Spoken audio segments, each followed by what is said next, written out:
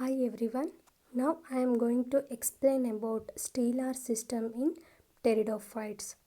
In pteridophytes we can see different types of stele. Here stele is the central part of stem and root. If you take a plant and cut a transverse section of the stem, you can observe the anatomy of the stem that shows epidermis, cortex, endodermis, pericycle and stelar region. Here, stele is present at the center that consists of xylem and phloem. Here, stele is the central part of stem which consists of xylem and phloem as a conducting tissue. The function of the xylem is conduction of water and phloem is conduction of food and minerals. This stelar system is first proposed by Wantingham and Dolliot in 1886. Then types of stele. Here six different steles. First one protostele, siphonostele, solenostele, dictyostele, polystele or polycyclic stele, then eustele. Let us discuss one by one. First one is protostele.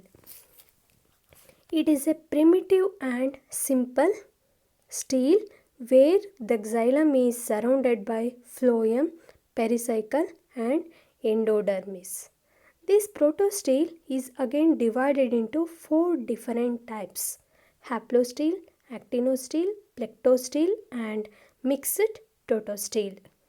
In that first one, haplostele, in this stele we can observe a core of xylem that is surrounded by phloem. Example, fossil plants like Xylotum, Selaginella and Lycopodium species. Second one is actinostele.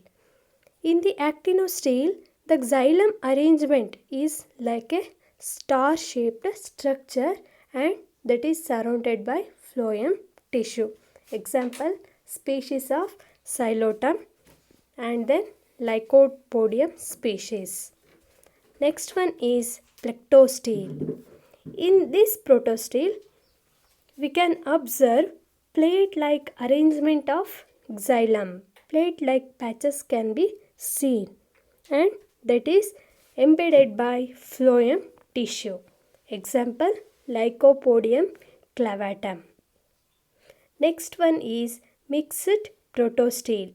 Here, the xylem, large xylem tissue that are broken into pieces and that is covered by phloem and pericycle. This is mixed protostele. Example, Lycopodium cernavum. This is about different types of protostele. Second one is siphonostele. In the siphonostele, it is a advanced type of stele and primitive one is protostele. It is different from protostele because it is having pith. It is same like a protostele but the main difference is pith. Here siphon means pith or medullary rays that are made up of parenchymatous tissue. You can observe in some plant inside the stem means middle part it is hollow because of there is a pith. The siphonostele is divided into two types: ectofloic siphonostele and amphiploic siphonostele.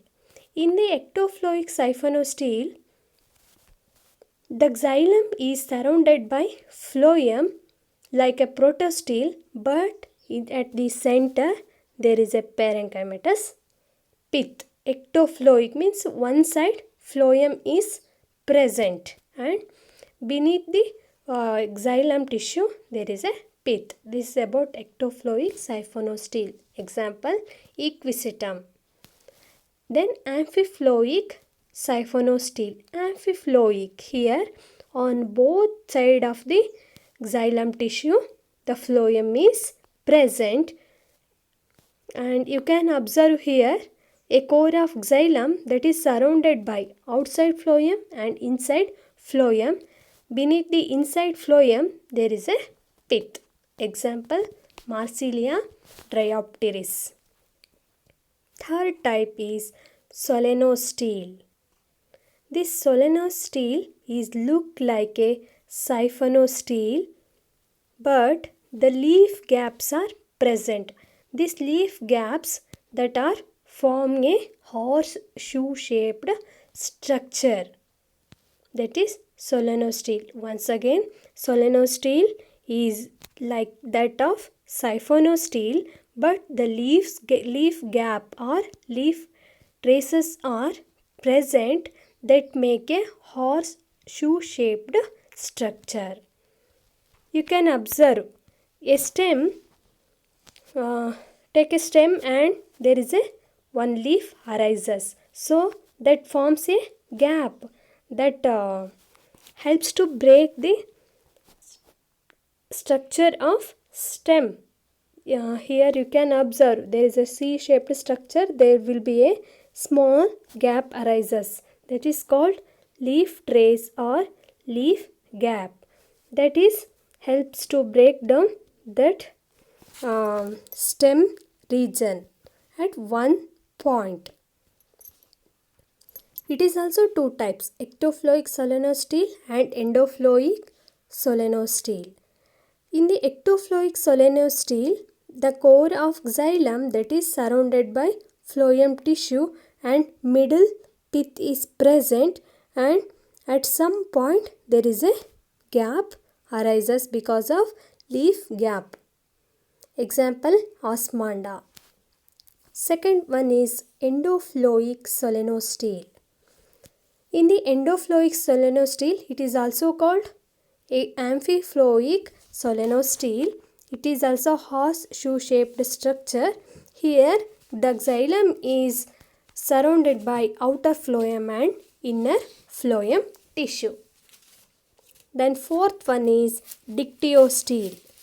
Here take a stem and from that stem the many leaves are arises, that forms a gap in the stelar system. Then in one anatomy we can observe many stelar tissue, that is we call it as meristele. Here a core of xylem that is surrounded by phloem. Because of many overlapping leaf gap, there is a 4 stem section we can see, that is called dictyostele. Example, pteris. Fifth one is polystele. Here the many alternating rings are can be seen in the transverse section of the stem, that are large number of meristele that are arranged in different concentric rings, that is called polystele. Poly means many stelar system can be seen. Example, pteridium. Sixth one is eustele. A stele typical of dicotyledonous plants that consist of vascular bundles of xylem and phloem strands with parenchyma cells between the bundles. Here eustele is a true stele after the protostele.